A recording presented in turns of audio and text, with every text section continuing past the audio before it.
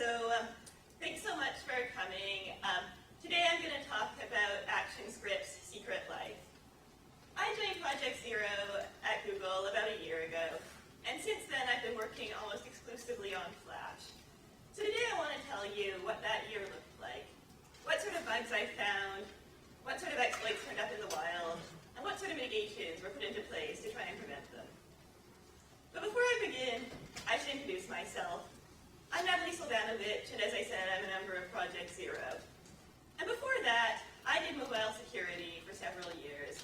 I was on the Android security team, and before then, I worked at BlackBerry. And something that a lot of people don't realize is that up till about 5 years ago, back in the dark ages, virtual machines were a root of trust in a lot of mobile devices. Most often, it's the Java virtual machine or proprietary equivalents. But there was even one mobile device, the BlackBerry Playbook tablet, where Adobe Air was the main VM. So that's how I got started looking at Adobe. And I have to admit that Flash was one of the most interesting VMs I'd ever seen with regards to how interesting the bugs were and how interesting the exploits were. So I would say now I'm a bit of a Flash enthusiast. I love finding bugs in Flash, and I like making the sad puzzle piece appear. And currently, I report about 1/3 of vulnerabilities reported in Flash, give or take. So what's my goal? I want to find all of the Flash vulnerabilities. I want to find every last vulnerability, and sometime around 2023, I will report the very last vuln, and that'll be it. Flash will be secure. Of course, that's not a realistic goal. I really just want to make Flash better. Currently, my top priority is finding bugs. What I want to do is find a lot of bugs, so that it reduces the density of bugs in Flash, so that they become harder to find, though there obviously will always still be bugs. I mostly do code review. My average day looks like at 9 a.m. I'm looking at Flash code, and at 6 p.m. I'm still looking at Flash code. And sometimes I find bugs. Though I've also started doing some buzzing with my team members, and I've had some success with that. But still, I'd say I find about 90% of my bugs through code review. When I started looking at Flash, I found about 1 bug per day, but now I'm down to 1 bug per week, because I'm finding, as I find low-hanging fruit, it's starting to get harder to find bugs. And something else I wanted to mention is that development on Adobe Flash has stopped, which makes this kind of a unique opportunity. A lot of products, you're worried if you find a lot of bugs, maybe they're adding bugs faster and it's not really having an impact.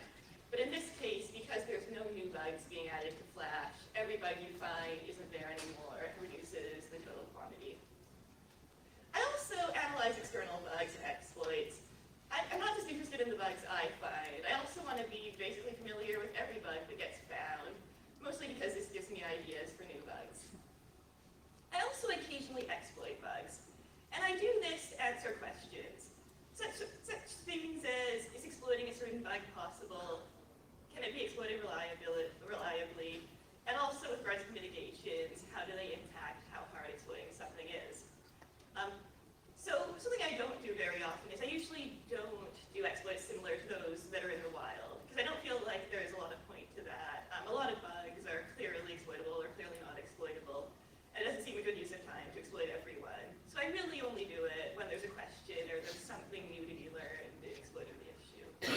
I also do some work on mitigations. I personally don't write a lot of the code for them. That's my coworkers, James Forshaw and Mark Rand. But I have done some brainstorming and also attempt to break the mitigations after they're put into place. So what are we going to talk about today? I'm going to start off by going over the attack surface of Flash, just in case anyone's not familiar with it. And then I'll go through this year in Flash. I'll go through the new bugs and bug classes that were found, some 0 days, some 1 days, some other exploits, and also new mitigations that were put into place. And then I'll talk a bit about what I think the future of Flash is with regards to bugs, exploitation, and Flash in general. So to give the quick Flash overview, there are 3 main components of Flash. The first one is ActionScript 2, and this is the legacy interpreted VM. It's basically just a huge while loop that interprets bytecode and occasionally goes into different native APIs. And it's not a very modern VM. It has a reduced API set. I'd say about 10 to 20% of the APIs that are more bugs, but with a lower exploitability. The problem with ActionScript 2 is it's a legacy VM. It's very, very old. So it was really written before modern VM security even existed. There weren't so many tight confusion bugs, or even things like use after and freeze after. So the problem is now that it's got to the point where nobody's trying to fix all these bugs, it's a lot harder because a lot of design decisions are made early on that aren't really conducive to fixing large quantities of bugs, or say removing a bug class. But the flip side of that is there's a bit of lower exploitability in ActionScript 2, and this is because there's just not so much stuff in there. So whenever you're trying to exploit a bug, if it's use after free, you need to put something into the slot that was free, or if it's an overflow, you need to put something after the thing that's overflowed. And in ActionScript 2, you just have a lot less options. And occasionally attackers can get around this by calling in to ActionScript 3 during an exploit of an AVM 2 bug. But this isn't always possible. Sometimes there's bugs where the window where the bug occurs is very narrow, and you don't have the option of calling into ActionScript 3. In that case, ActionScript 2 bugs aren't always exploitable. ActionScript 3 is the answer to ActionScript 2. It's a completely new VM that runs almost a different Swift format that was written after ActionScript 2. And it has JIT and an interpreter and a lot of, I think, good features. It's open source if you look up Xamarin on Mozilla, and it's extendable. So if you wanted to write your own version of Flash based on this open source component, you totally could. And there's a format in which you write APIs, and then they get compiled in. It also has a heap that's open source, MMGC on Xamarin. And there's kind of two main features of this heap. There's a garbage collected heap that counts references and then frees stuff when they're all gone. And there's a fixed heap, which kind of behaves like you would expect malloc to behave. And it is optimized for Flash, but as I said, you can really do anything with it if you want to. There are open and closed source APIs. So some of the really important Flash classes, such as vector and array, those are available on Xamarin as well. They're open source, but there's also some closed source APIs. These are the more proprietary Adobe display stuff. I would say in general, bugs in ActionScript 3 are less dense because it has a lot of good features. For example, it has automatic type checking. So when you compile an API into ActionScript 3, it actually generates code that makes sure it's the right type, which is a feature that ActionScript 2 doesn't have. So there tends to be less bugs in ActionScript 3, but they also tend to be more exploitable because you have the full features of Flash in there to exploit them with. The final part of Flash is what we call the anti-corpus. This is the functionality outside of script, and you can usually reach it through both ActionScript 2 and ActionScript 3. And this is stuff like the MP4 parser, zlib, regex, image decoders, anything else that kind of parses a file format, but isn't really part of script. And I'm also going to start with a bit of a warning. Objects in here are larger than they appear. If you've ever worked with Flash, you'll realize that some objects are really, really large. And I condensed some of them for the purpose of this slide. So all the objects on these slides, they're conceptually correct if you're trying to understand the bug. But if you're actually using them for something else, like exploitation, you might find they're not 100% correct. So if you really want to know the nitty-gritty of every bug and layout, I recommend you look these up on the Project Zero tracker. You can search for them by CVE, and they'll give you a lot more details. So I'm going to start off with the timeline now. Starting off in March. And in March, there was a fairly small Flash update. There was 11 bugs, and at this point, most of the bugs were being found in the anti-corpus. There were MP4 bugs and regex bugs. There was also a couple of browser policy bypasses reported in March.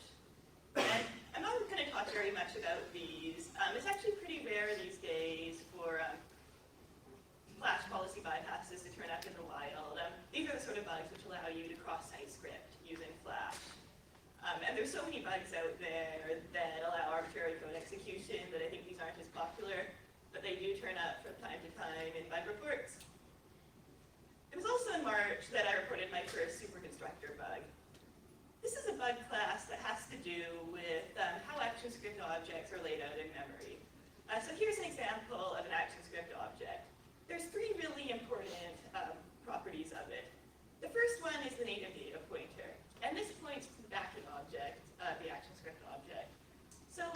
types of ActionScript objects, and when you create them in Flash, they always have the same size of object representing the script object, but then, if it's a bitmap object, there needs to be a bitmap. If it's a text field object, there needs to be a text field. And that's what the stacking object is. It's something that's specific to the object type. And then to go along with this stacking object, there's a destroy func. And this is because Flash objects are garbage collected. So there's no way for the object to otherwise know when it needs to free its memory unless there's something that's triggered on garbage collection. So I have an example here where this sum object has the sum property, and then that's a character array. And the purpose of the destroy function would be to delete that memory so it gets freed. So that's the example there. And then the third important part of a script object is the properties array. And this is what holds what you would typically call ActionScript or ActionScript properties. So if you do object.a equals b, a equals b will be stored in this table. So the reason this bug occurs, it has to do with how the constructor flow works in ActionScript. So when a constructor gets called, a few things happen. The first thing is this constructor property, which is a property of the proto-property of the object, gets fetched. And this is just the object that's a function object that contains the code that's the actual constructor. And then once Flash has this object, it actually calls the constructor. And the way this works in object-oriented programming is that it needs to go through the whole superchain. So first it needs to call the constructor on the superclass, and then the class, and then the subclass, and then your class. So it goes through this chain, and then finally, at the end, it will call the constructor on your object. And it will set the native data pointer and the destroy func, which is optional depending on whether anything needs to be freed. And this is where the problem occurs, the fact that you don't have to do this. So here's a proof of concept of this bug. And the code that I'm showing you here actually occurs inside a constructor. It won't just work in regular Flash code. So you're in this constructor, and you have this script object, because in ActionScript 2, constructors actually get past the object they need to initialize. So the first thing that happens is it tries to initialize the superchain. And then the superchain has a constructor in it that sets this native data and sets this destroy function. And then now that it's done that, you actually redefine the proto and redefine the constructor. And then you call super again. And what happens here is the super you're trying to call on the XML object also initializes the native data. So it does that, but this object does not have a destroy function, and it's optional, so it doesn't set it. And what happens here is actually type confusion. Now you have this XML object with the destroy function for the sum object.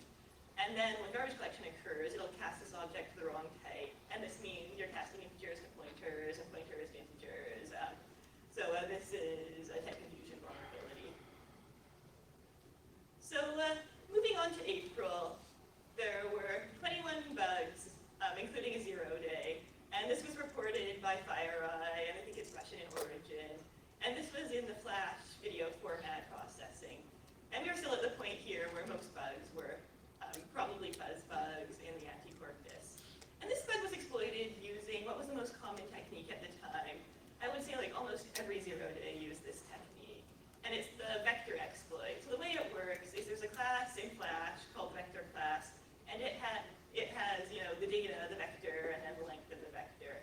So if it's an integer vector, it had all integers and then the length. And then the way you would use this to exploit a memory corruption vulnerability is you can make the vector any size, big or small. So you fit it into the slot where the memory corruption was, and then try and corrupt the length of the vector. And then once you can do that, you can use vector access to access all of the Flash memory space. And then from that point, it's pretty easy to exploit a vulnerability once you have access, read-write to all of memory. So that's how this one was exploited. And as I said, there were 21 other bugs, a lot of anti-corpus bugs. A lot of people were fuzzing the Flash media at this point. And it was also in April when I reported my first redefinition issue. And this is an interesting type of issue. Comes up quite a lot in Flash.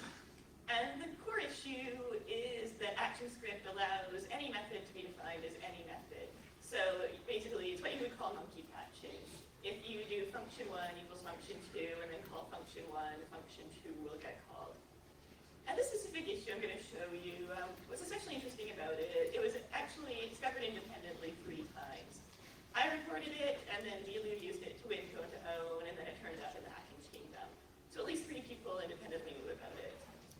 And the way it works, and the way a lot of these issues work, is using the value of or toString method.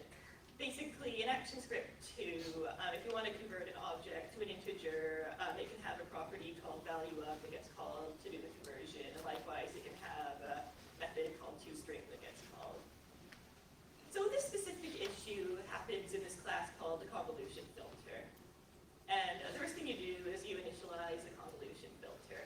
And this is actually the backing object of a script object. I'm not showing that in these slides. It's not really relevant. But imagine there's a script object there with a pointer to this as the backing object.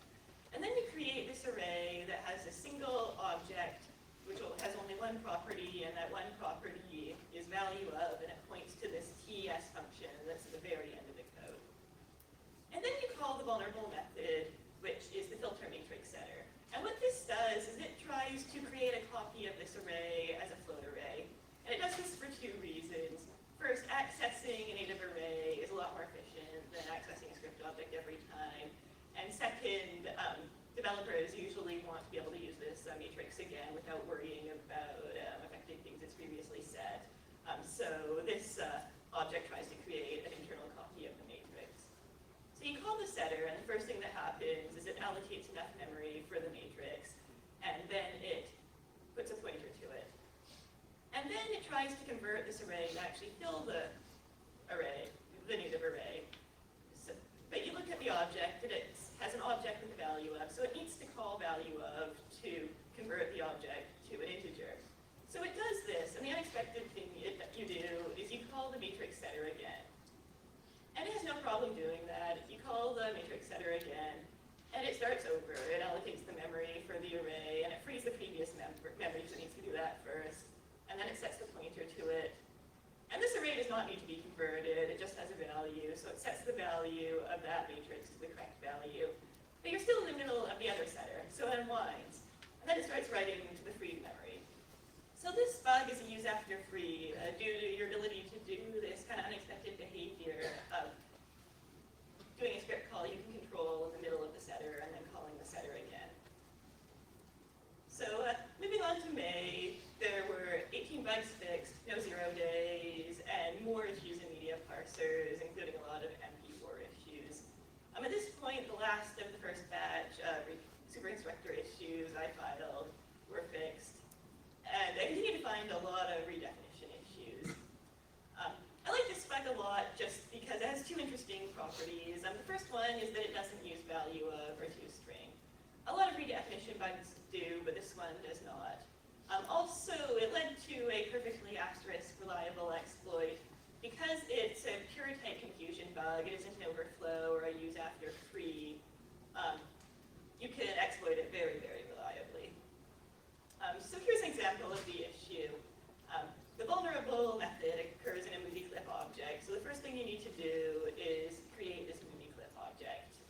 And this, like the previous example, this is actually the backing object of a script object, but I'm not showing it. And then you also need to create this object called a blur filter. And in this case, the script object is relevant, so I'm showing it. And then you call the filter setter on this movie clip object. And like the convolution filter object, it tries to create an internal copy of all the filters so that there isn't a problem if they get changed later. So it does this.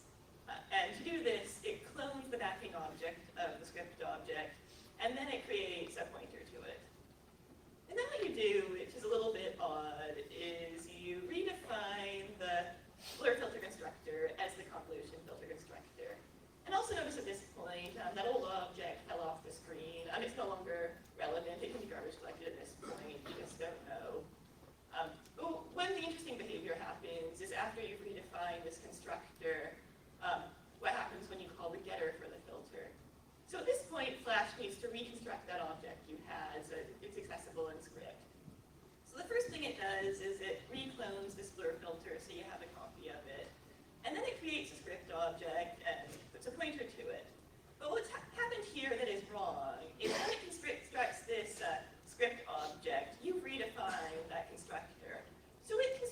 convolution filter when it really wanted to construct a blur filter. So this is a type confusion issue because all these different types of filters have different properties and different pointers. And this issue happens to allow you to both specify a pointer as an integer and read a pointer as an integer. So it's a very useful, very exploitable bug. So moving on to June, there was another 0 day in June. It was reported by FireEye. They thought it was Chinese in origin. And once again, it used the vector exploitation technique. There were also several reports similar to the last O day in this update, more FLV issues. And it was also in this month that I reported my first shared object issue. And what I find interesting about this issue is its kind of unclear exploitability. I think this issue should be exploitable, but I've never quite managed to get it to work.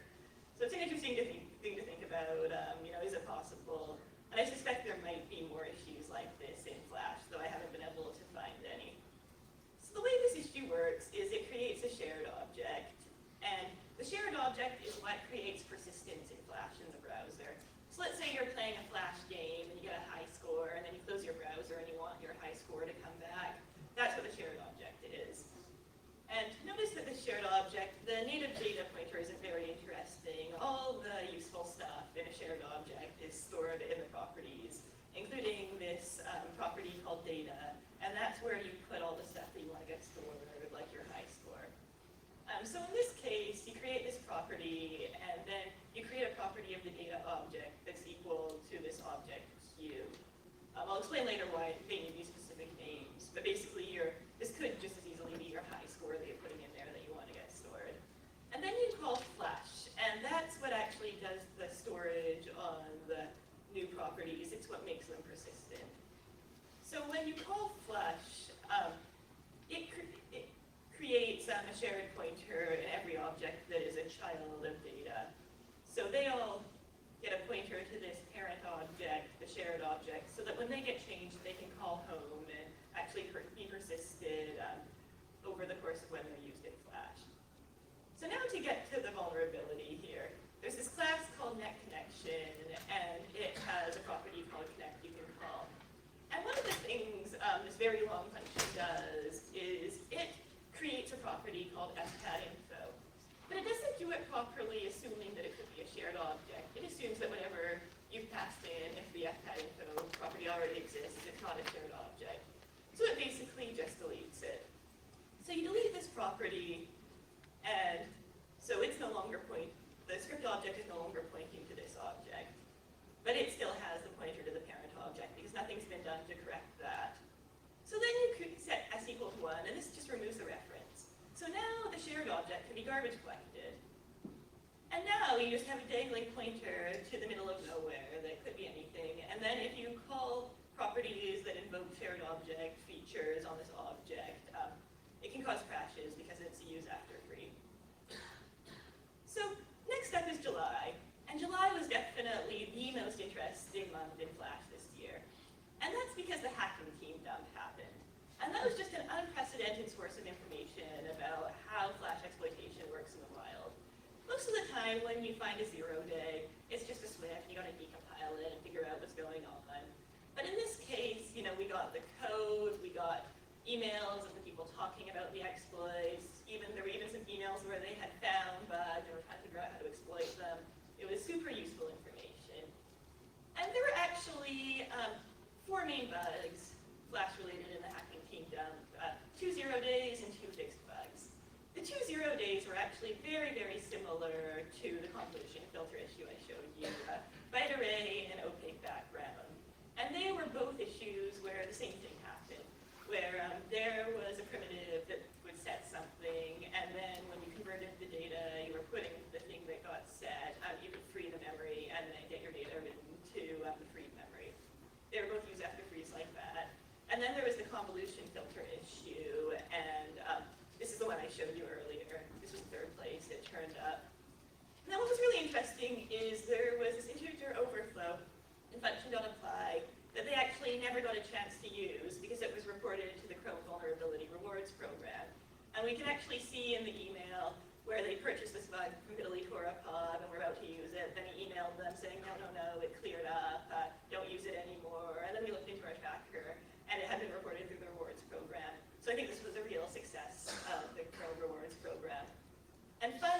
one last bug that got fixed, which is a null pointer in bitmap data.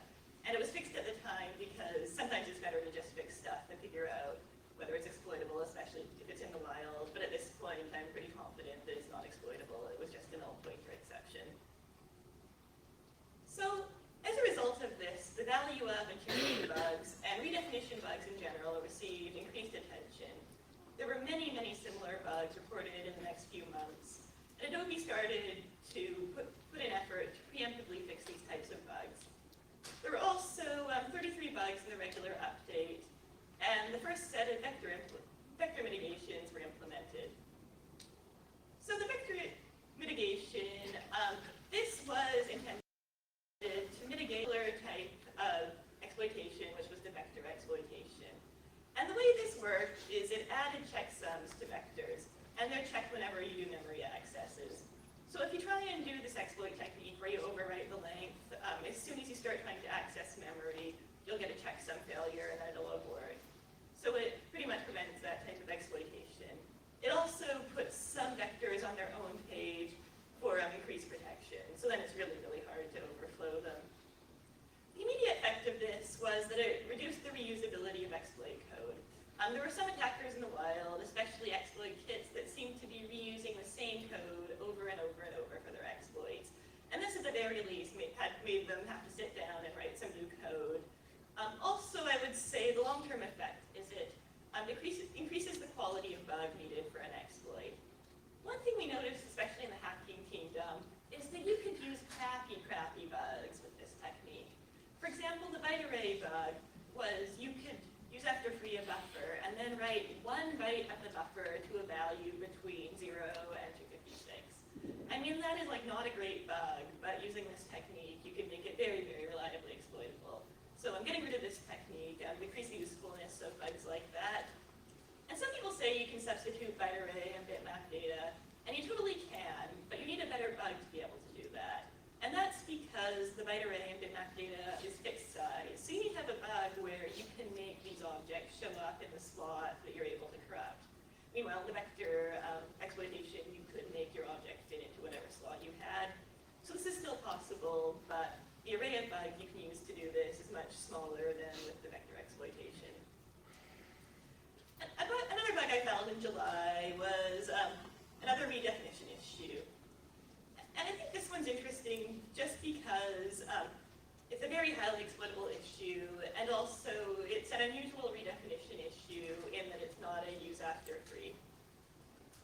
So to start off, you create an array, and you put elements in the array, and there's some not interesting elements, and then the interesting element is the length element. And here's a secret of ActionScript.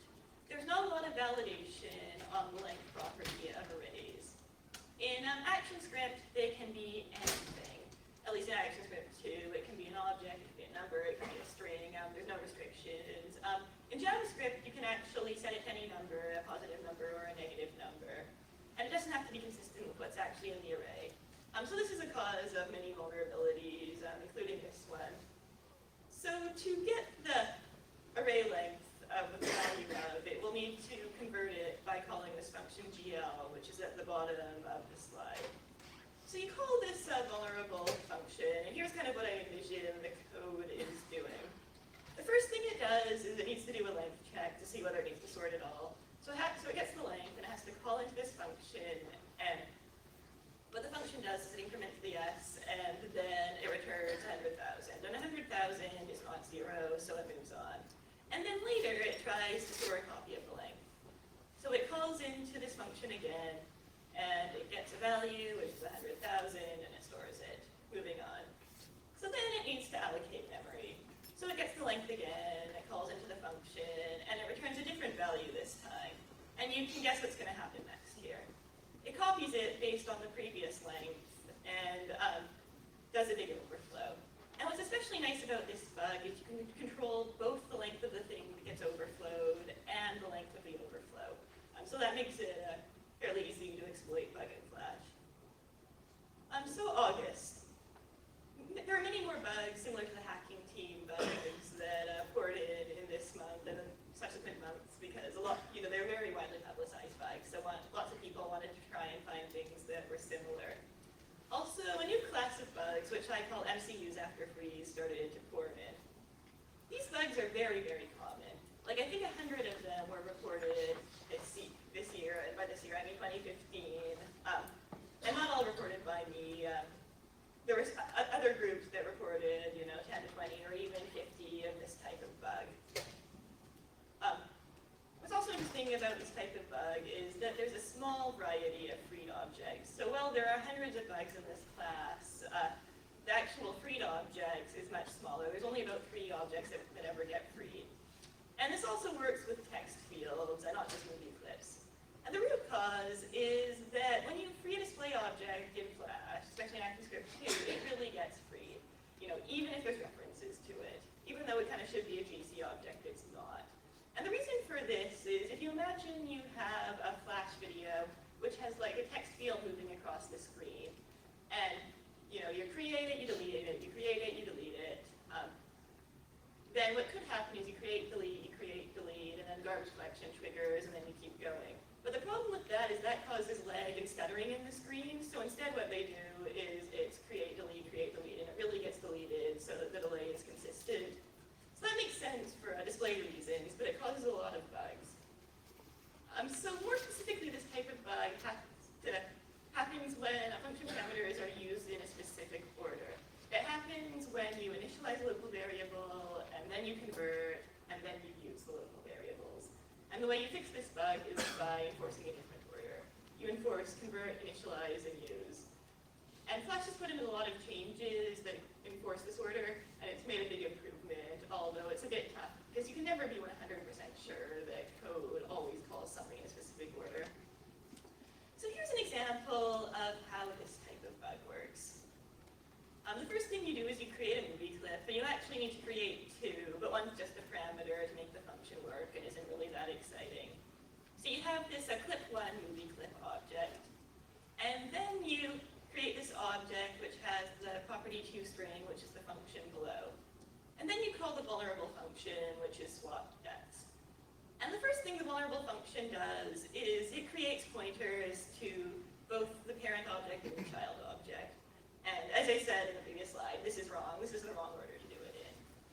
So you create these pointers, and then you try to convert the parameters. And converting the parameter, which should be a string, calls toString. And then toString can call remove movie clip, which deletes these objects. And as I said, it really deletes them right now. So now you have dangling pointers, and once you exit the toString function, this vulnerable method will keep executing, and it will use and write to the vulnerable memory. And that's the fundamentals of how this class of vulnerabilities works. So moving on to September and October, 23 bugs were filed in September and 20 were filed in October. Most of them were use after freeze and other redefinition bugs. And then the really unfortunate thing that happened was, like, the day after the update, there was a 0-day reported, and it was reported by Trend Micro, and it was targeted at NATO targets. And what's interesting is I'd actually reported this bug 2 weeks before it was found in the wild. It was a type confusion bug due to some weird behavior in AVM serialization. There were also 2 other variants reported and fixed in the emergency patch. And I want to mention, we've now passed the point in the presentation where any of these bugs compile. I'll be showing you code that approximates what they do, but you can't really compile them. You have to make the Swift by hand that actually does this behavior. So to start off, here's the root of this issue. There's this check which is commented out, and it is when you initialize a function that has a subclass defined. And what it should be doing is checking that you aren't initializing a variable that has the same name as a function that could be overridden. Except it's commented out because apparently this caused problems in some legacy Swifts. And I can see why they commented it out. This is usually not a problem. AVM 2.3 is actually fairly consistent about doing the correct checks to make sure things are the right type, but sometimes they don't do the checks, especially in interfaces. So just to make this extremely clear, this is what they do that should violate your sense of all things object-oriented. They have a class, and you can have a class with a function called writeExternal, and then you can have a subclass with a variable called writeExternal that is For example, there's this code, and just to step back a bit, the write external function, and this is involved in serialization. So normally when you serialize something in Flash, Flash will decide how to do it, and then you get your byte array output. But if you don't like what Flash is doing, you can define this interface with read external and write external, and then when a specific object goes through, you get the object, and you can create the byte array you want, and then subsequently, when read external gets called, you get the byte array, and you have to put the object back the way you like it. So what this code is trying to do is call this write external to give you the object. And it gets the binding for the read external function. And then you can see in this later code, it just assumes this binding is a method, even though it's totally not. So this is type confusion. It eventually leads to an overflow, where it assumes this method is a method because it should have to be, except there isn't the correct check to make sure it's actually a method. So how was this bug exploited now that the vector mitigations were in?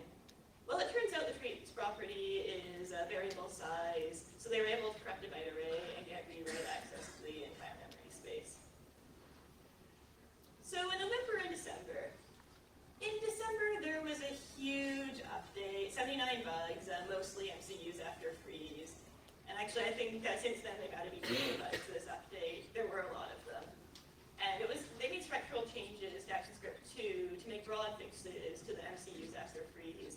So there were probably many, many more of these bugs that got fixed that we didn't even know about. And it was a big change, but it fixed a lot of bugs. They also put in new mitigations in this update. They put check zoning in on the byte array class, so you couldn't overwrite it like the previous exploit had. And they also put in the isolated heap. And what this does is it basically splits the Flash heap into 3 heaps. There's one heap that is for data, and one heap that is for pointers, and one heap that is for special stuff. And you can see how this might make certain bugs harder to exploit. For example, if you have an overflow of data and you want to write it over a pointer, it's harder to do because all the pointers are on a different heap. And likewise, if you have an overflow of pointers and you want to use it as info and you can read it out, well, the data should be on the data heap. And of course, this isn't perfect because most objects aren't always clearly data or pointers, but it helps a lot and adds some entropy to the heap. Now, in December and November, after this, there was both an exploit kit one day and a 0 day. The one day was in the Angler exploit kit, and it used an existing bug, one that is an overflow in MP3, ID3 allocation. What's special about this bug is it's both a controllable buffer size and a controllable overwrite. So they were able to exploit it using the bitmap data class because they could get it in there and overwrite the pointers. And this once again gave read-write access to the entire memory space, like it was a really, really big bitmap. And then there was a second 0 day that turned up in December, and it was an integer overflow in the JIT engine, and it was recorded by Huawei. And what was really interesting about this 0 day is that there was actually 2 exploits in the Swift. The first one was the typical vector exploit, which had obviously been written before mitigations were put in. And then the second one was obviously written after the mitigations. And it included such elements as long if statements nested almost 100 times. They used both a media file and an image to fill up heap slots. So I'm assuming they couldn't find an adequate object in script to fill up certain heap slots with the new heap, so they actually had to go to the image parser and the media parser to get these correct objects to fill the slots. They had to trigger the bug almost 600 times to get this exploit to work. And the final result was that they corrected the checksums on the byte array and were able to access the whole memory space. So this is interesting in 2 ways. First, well, you still can get around the mitigations, and it's very clear it slowed them down a lot, and they had to really, really want this exploit to work, to get it working. It was clearly a lot of effort. So that's the end of the year. There was no update in January, probably because Adobe was taking an extended vacation after so many vulnerabilities in November. So, conclusions.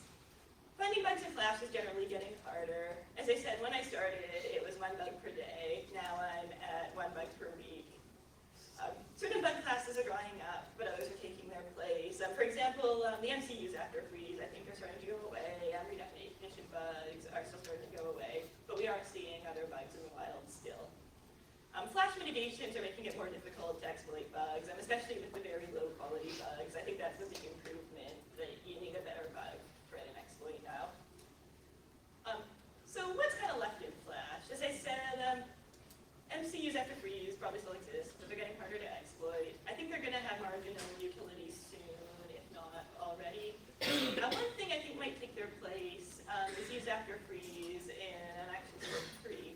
Because there's nothing special about ActionScript 3 that means you can't have this type of bug, other than certain features of the AVM, like type checking, make them less common.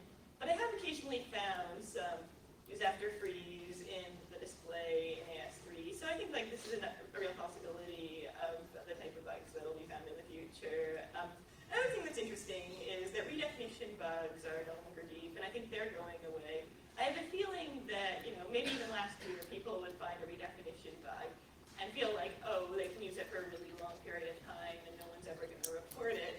But that's not the case anymore. These bugs are getting reported every month, quite aggressively, and I think they're basically going to be all gone soon. I think it's possible there'll be more AS3 bugs in the future. It's always a balance between the three components of Flash.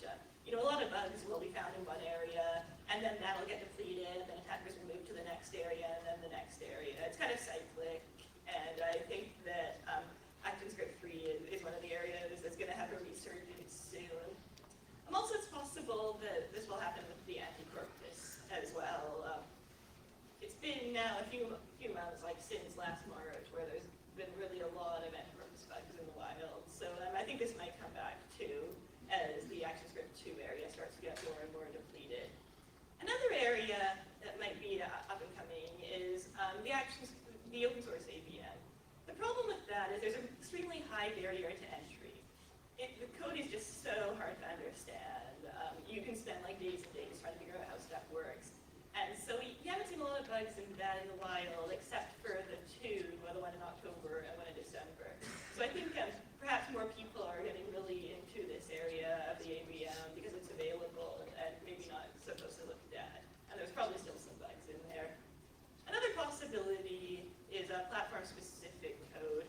And we actually saw a 0-day in that recently, I think in March. And that's unusual for attackers to use a platform-specific code because, why use a bug that only affects one platform when you can have one that affects every platform? But as the bug base gets more depleted, this might start being worthwhile. If you only have one platform you want to target, or if you think it's worthwhile to find a bug in every target, this might be another place where bugs are available.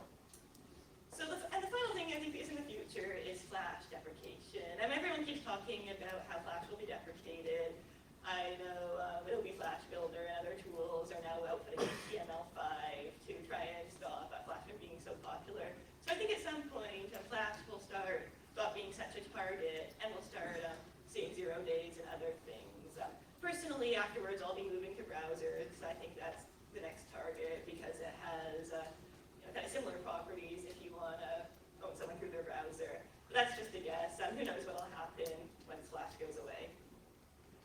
So that's it. I just want to end off with a big thank you to Adobe.